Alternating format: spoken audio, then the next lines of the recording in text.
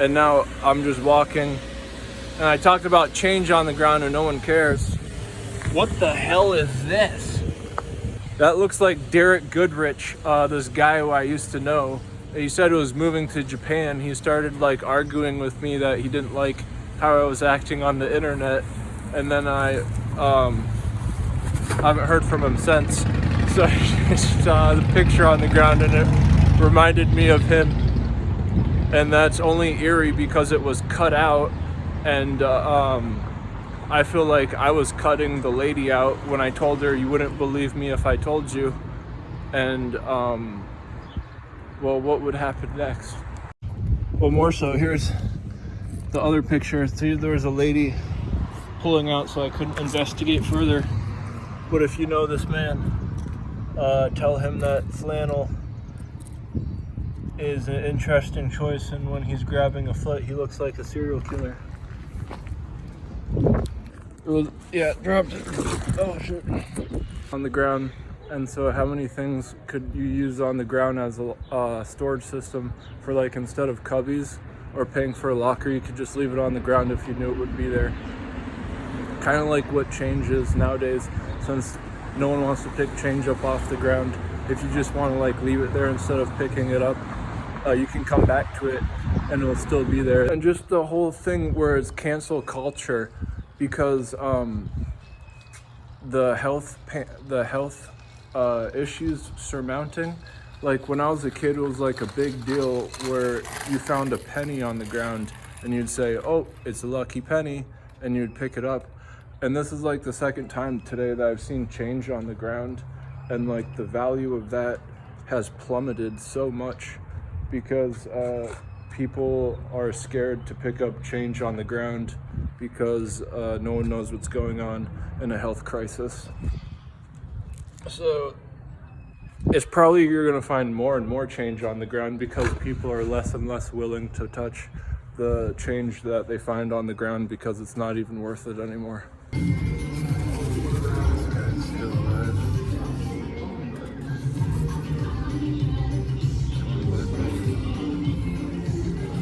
It said it took 200 years to get everyone their freedoms to be where we are right now. It took 1 year of a lockdown to take away people willing to give away all the freedoms of what they have achieved for 200 years to get at. With the most disgusting things that a disease could offer, it's going to be easier to find because it's easier to spread stuff that are so disgusting, and that should be easier to track because it'll stick out like a sore thumb. You know, I see everyone putting on a mask, they're arming up for like a battle. I'm ready to start going at it on the attack to take action. No, there's action to take. It's inevitable to miss, or, you know, not to have the law of attraction, and Newton left us with that. Well, I'm going to be doing a reverse engineering. I'm going to engage in the law of disgust. You know, it kind of makes my belly off-putting because I don't like pudding, but it's saying like how these hormones make people change, right? Because that's how people, when they change, hit a crack in their throat and their voice breaks. A virus can do it, changes you. And when their virus is getting you changed, the worst changes I'm going to be looking at as the starting point where my target area is. Death is the equalizer. It's kind of creepy, but that's actually what diseases push you towards, that. And I don't want to be missing anything, so I'm going to take the worst drastic things, you know, and just backwards work from there. It's called reverse engineering. Law of attraction, you can't miss it. I'll leave you with one thing. There's a guy who I talked to, I don't know, he had a parrot, so I guess he was important. And he told me about, there was this thing called Cousin X, Ancestor X. It was like the first ever human being. I guess it was before the Neanderthals, it might have been the first thing. And it was just like this, this ugly gosh damn thing. And it was like not a guy or a girl. And it was just like the one thing. And this was but the ancestral archetype that an atheist would take, as opposed to Adam and Eve for Christians.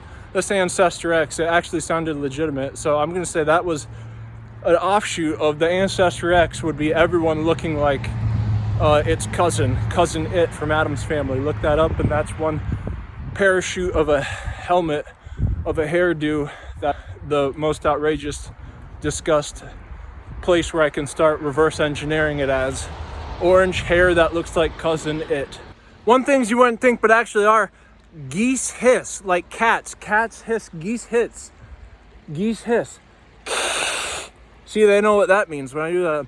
Another thing, a parrot talks. They're the only animal, you know, in movies like Dr. Doolittle or Alice in Wonderland with the Cheshire Cat, animals are talking. That's thought to never be the case. No, it is the case. Parrots are animal, and they repeat what you say. When someone says, oh, they're parroting me, it's that they're repeating. That's what the bird parrot can actually speak words of English with its vocal cord. And my whole family got a vaccine. I just want to throw that out there that, you know, I'm trying to understand what family. There's two things I'll remember about my mother. She said only bored people get bored. And my sister, well, my sister's friend was an Indian woman, and her name's Nisha. She told me something I'll never forget. She said, when we're walking downtown, you need to bend your knees when you're walking. I think that's why I don't like cities, because people have a feeling to tell people how to act and what to do in public. It was when I was in the public library yesterday, this lady told me, why don't you go get some books, when I was talking to a librarian. The people go into public places and tell people what to do. I wasn't in the city, but I guess it's the same for some people any place. The knees bending when I'm walking, the Indian women, for that reason, I can't ever forget that. I was scarred for life. So my sister was there, staying right next to us. That's why I was there with her. That's why I was in the city. My sister later told me, well, I'll never forget, never run down hills. I think that's a nice way of saying you're gonna wear your knees out early. So whenever I'm walking down a hill, I never run down it, and I always think of her. Can't take me just because I'm not really a product. You gonna look like a feminine. You gonna be called a thought. Yeah, right up in Main Street. I'm fresh out the lot. So I keep scratching my eye on like sand or branches, and I wonder how many times it's gotten scratched and it stayed permanent. Your arm where they stay permanent. I got that in the kitchen because they can recover and you won't even notice it. But then if they don't, then they scar. But on your eyes, how could you see? Could you use your eyes to see if the scratch has been recovered fully, or if it's still there? Sweet engine, dude. Or if it's still there, because when you're looking around, you don't see scratches. If there's ever been a scratch that stayed on someone's eye, would they look around and see that scratch? Blind spot too. Like if you know how to do this thing with your hand where you see like a blind spot, if you focus on it, you always have a blind spot in your eyes. Sometimes I see a light pop. It's like a little tiny one. And I tried telling my therapist this, and she said I probably shouldn't have started drinking alcohol at a young age. So that's how that went. Comparing and contrasting, it's fascinating. I think that's how like virtual reality works when you set up like VR goggles. Or it can be half empty too, but it can never be full. The exterior or your bottle will determine that the glass will never be full. Either way you look at its interior, it can only be half empty. The top of it is missing up to here. But since this is the top of it, half empty would incorporate it less. Your cells and them having vibrant longevity, you want them to be firing on all cylinders, and anything that would take it away, well, now you're taking out your interior, and then your exterior starts to show aging at earlier age, which is just like the great equalizer, death. But back to the cells, when your cells are leaving, you can't see your cells because they're too small.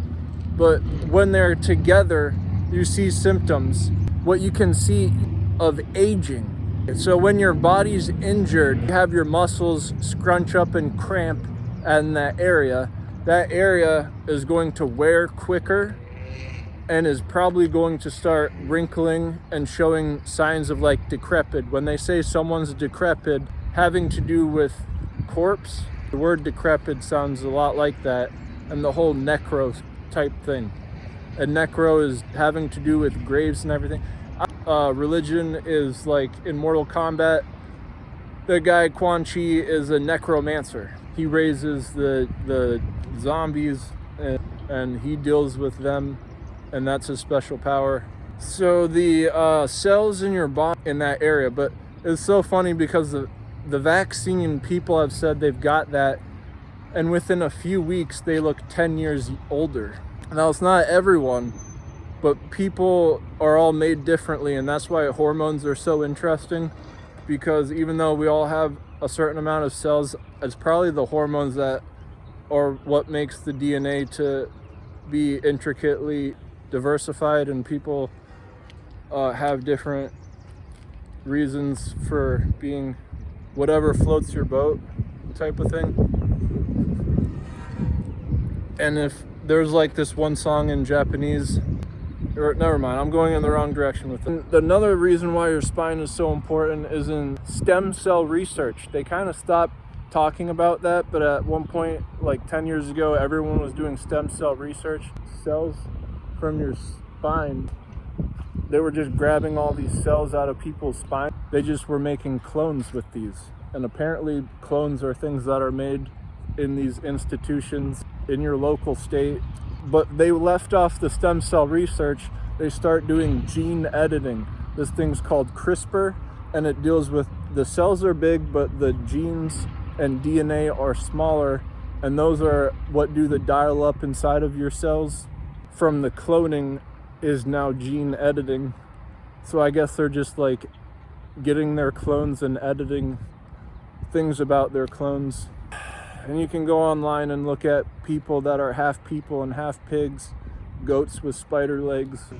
And so the wax museum, if it was like a laser tag arena, and then if the laser tag arena, in that you have like all this like smoke that like is like fake smoke, but you can also incorporate stuff in like concerts where they have like the foam. So like all this stuff, when you're talking about a laser tag arena and anything in there, and it would make sense because when you're playing laser tag, kind of a brush off on a violent like activity.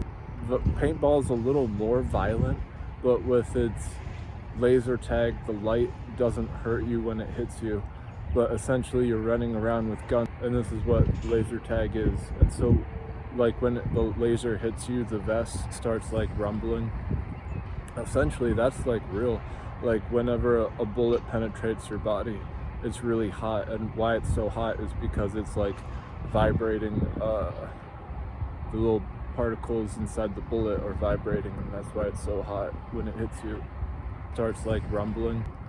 But the more important thing is, since that is so like, you know, brush off on not that violent, but you are doing something extremely violent, like taking out people, rumbling, you can make the arena be as absurd as possible, and it would make sense that it doesn't really matter if you're running around playing laser tag, just because the idea of it is so radical that anything that you're playing inside the arena around would make even less sense for it to be anything but